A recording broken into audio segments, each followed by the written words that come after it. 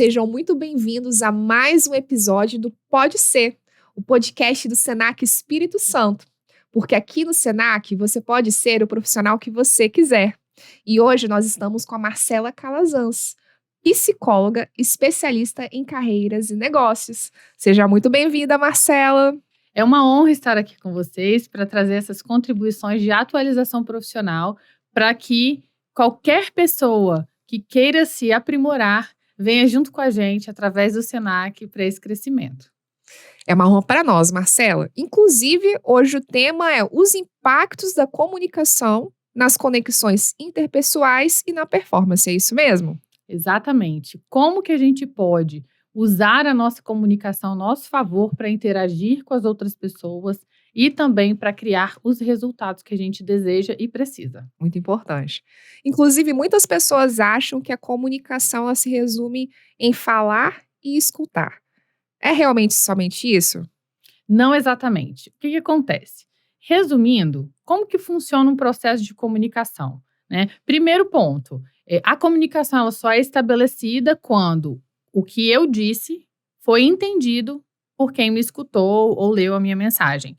Então, a comunicação ela só acontece quando há o entendimento. Do contrário, só foi emitida uma mensagem, uma informação. Então, falar ou emitir um texto não é o mesmo que se comunicar. A gente precisa fazer essa checagem do entendimento, do significado, né? Como que acontece esse processo de comunicação? Existe sempre um emissor, que é o quê? A pessoa que manda a mensagem. É quem está falando, quem falou ou escreveu aquela mensagem, né? Existe a mensagem em si, que é o conteúdo, é aquele conjunto de informações que foi enviado. Existe um canal por onde essa mensagem foi compartilhada, que aí pode ser um canal, por exemplo, um telefone, um aplicativo de mensagens, pode ser um texto, um arquivo online, podem ser diversas formas, né? E aí chega em alguém, em uma ou mais pessoas, que é o quê? O receptor dessa mensagem. Então, existe um caminho. E nesse caminho pode ter ruído ou não. O que é um ruído? É tudo aquilo que atrapalha o entendimento do significado daquela mensagem. Exemplo, tem os ruídos externos, que é o barulho do trânsito, o barulho da chuva, uma conversa paralela, o barulhinho do ar-condicionado. São estímulos externos a nós. E tem os estímulos internos, que são os nossos pensamentos, aquelas ideias que surgem de repente, que a gente está aqui no meio de uma conversa, e aí é como se tivesse uma pausa, um silêncio absoluto na nossa mente. Quando a gente volta, perdeu o fio da meada, a gente pergunta, o que você estava falando mesmo? Então, são os ruídos internos da nossa mente, né?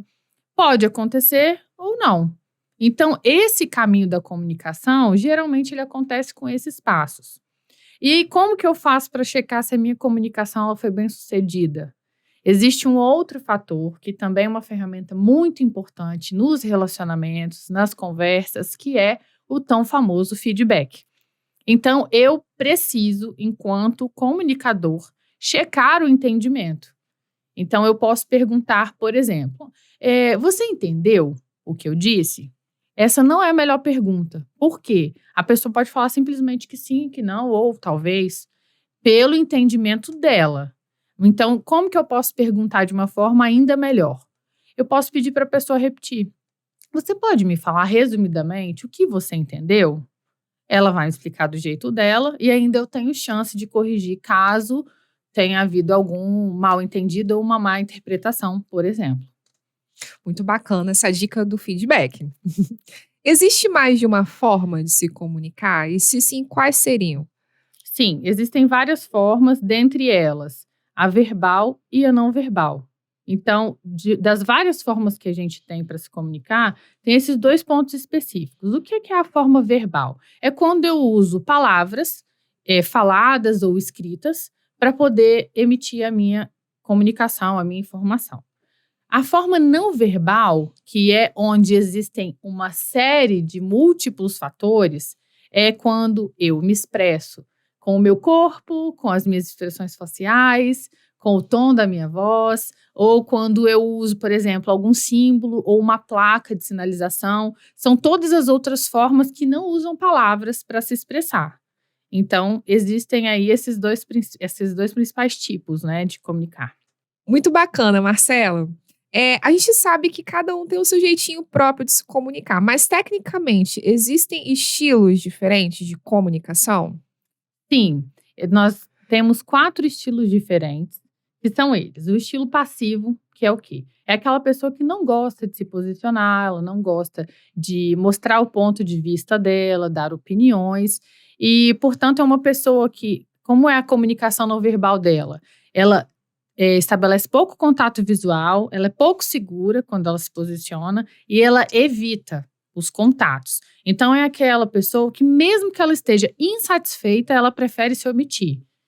É aquele sofrimento silencioso que a pessoa, né, quando ela nota que ela tem esse estilo, é bom que ela se desenvolva.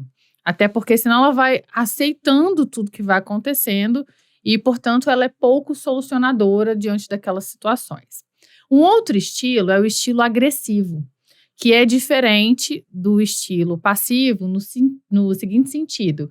A pessoa que tem esse estilo de comunicação mais agressiva, ela tem um olhar firme e um olhar intenso.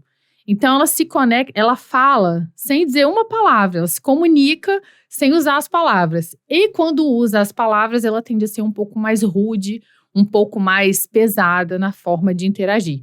Por exemplo, usa frases do tipo: isso é culpa sua, você fez isso errado. Ou seja, formas que pouco acolhem e mais afastam. Então, é um estilo também extremo que é mais prejudicial do que um caminho de solução e que também dificulta as relações.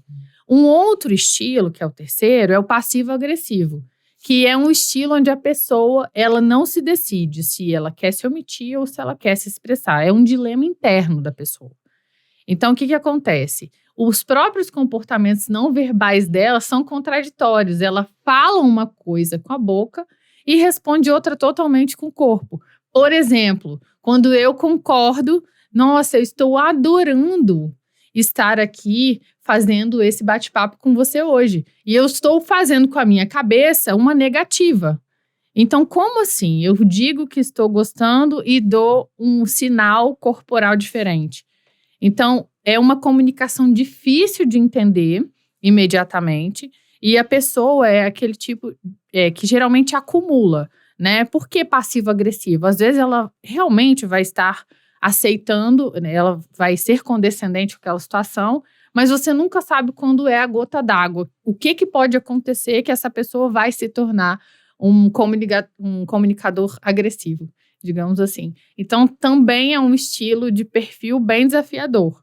E tem o quarto, não menos importante, que é o estilo assertivo, que é a pessoa que se sente confortável para poder falar das opiniões dela, se ela tem uma contribuição, uma sugestão, se ela vê uma melhoria, ela sugere, de uma forma tranquila, respeitosa, agregadora.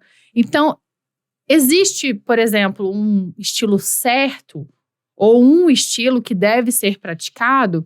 Não, a gente tem esses 4 estilos e quanto mais a gente percebe a nossa forma de se comunicar, mais a gente consegue escolher qual é o estilo que a gente vai usar. Até porque as situações da nossa vida são diversas. Dentro das empresas, no nosso trabalho, com outras pessoas, vão ter momentos que você vai precisar usar um estilo mais assertivo. Só que vão ter momentos que você vai precisar ser um pouco mais agressivo, firme no seu tom de voz, mais impositivo, e não necessariamente precisam ser grosseiro ou desrespeitoso. Então, dependendo da situação e de quem está envolvido, você pode usar um estilo ou outro. Não tem um estilo correto somente. Interessante, né? É bacana essa diferença do estilo de comunicação em detrimento da circunstância, né, que a pessoa está. E eu acho que a pergunta tem muito a ver com isso. O que influencia um estilo de comunicação em uma pessoa? Há diversos fatores que a gente pode considerar, e eu vou citar um circuito muito interessante que a gente chama de circuito das emoções. A nossa comunicação é um comportamento, tá? Portanto, é uma ação externalizada. Antes da gente se comunicar, existem processos internos que vão acontecendo em nós, como os pensamentos, as sensações, né, de humor, as emoções, os sentimentos. São processos que acontecem simultaneamente de forma inconsciente, a gente não para raciocinar sobre isso, e a gente se comunica sob influência desses fatores. Existem também fatores externos, que são coisas que estão acontecendo ao nosso redor que podem influenciar ou não, tá? E aí, o que acontece?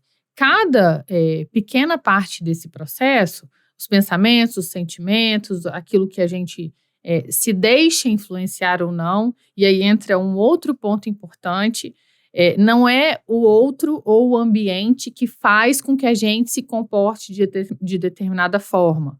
Somos nós que permitimos e nos permitimos, inclusive, ser afetados por isso. É como eu lido que influencia como eu vou me comportar, como eu vou me comunicar.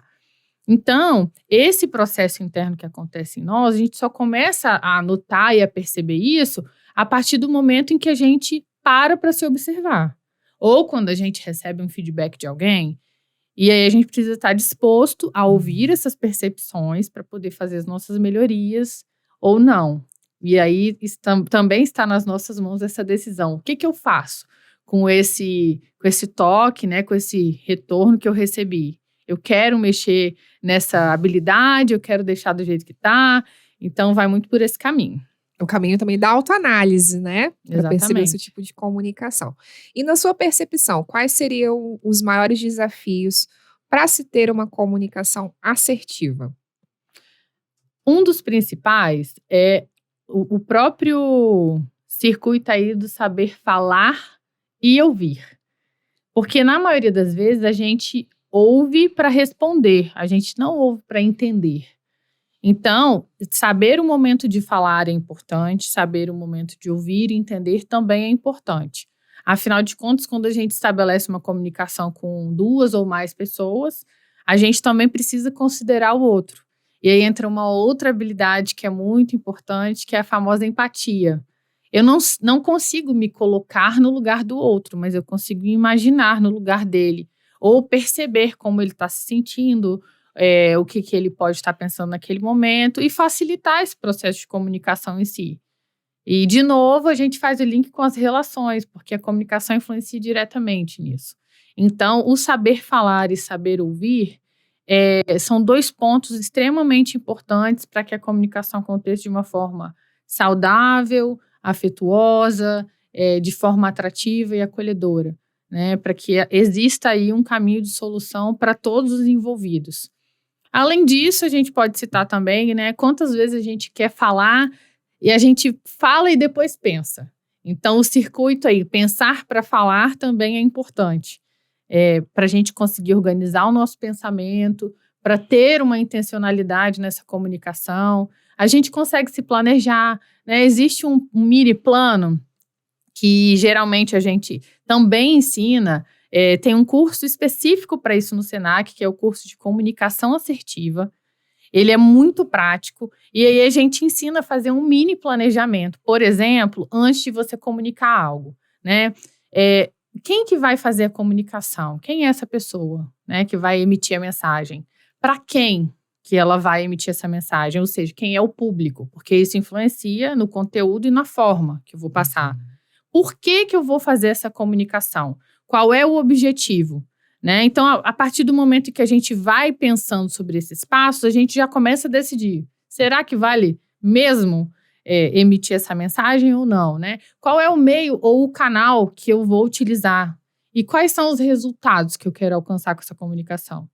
Então, são pequenos passos que parecem simples quando a gente está aqui, né, mencionando, mas que também pode poupar energia e aumentar o nível de assertividade para que a comunicação seja feita. Interessantíssimo. Fica claro, né, que uma comunicação assertiva, ela nos ajuda em todos os aspectos na nossa vida. Mas na sua percepção, o profissional que tem a sua comunicação desenvolvida, está à frente, tem um diferencial competitivo em detrimento dos demais? Sim, isso traz um diferencial competitivo para o profissional, porque todas as interações, todos os relacionamentos, eles são pautados, na verdade, na comunicação. A gente interage com o outro, né, como seres sociais, através da nossa linguagem. Como a gente mencionou, existem várias formas de se comunicar. E quanto mais eu domino a arte de me fazer entender e eu consigo alcançar as pessoas através da minha forma de me comunicar, eu consigo atrair mais pessoas e gerar resultados com mais assertividade. Eu consigo ter mais qualidade naquilo que eu entrego. Então, sim, é um diferencial competitivo importantíssimo. Muito bacana. E para quem quer se desenvolver e melhorar a comunicação, qual seria a sua dica, Marcela? Aqui no Senac, a gente tem um curso, como a gente mencionou, que é o curso de comunicação assertiva. Ele é aberto tanto para turmas abertas, né, ou para soluções corporativas. Como que funciona? A empresa pode vir visitar o Senac, que a gente faz aí um mapeamento do que ela está precisando, ou pode agendar que o Senac também vai até ela para poder escolher quais são as melhores soluções para aquele momento. E se você já quiser descobrir quais são os cursos e as próximas turmas de comunicação assertiva, você pode já acessar o site, que é o www.es.senac.br. Muito bacana. Olha, não perca essa oportunidade. Você que é um profissional, que quer se desenvolver, melhorar suas habilidades, ou você que é gestor, dono de negócio e quer desenvolver seus colaboradores, o Senac ele oferece um portfólio de soluções e cursos voltados para a área de comunicação que devem ser aproveitados. Nós ficamos por aqui. Fiquem ligados para acompanhar os próximos episódios do Pode Ser, o podcast do Senac.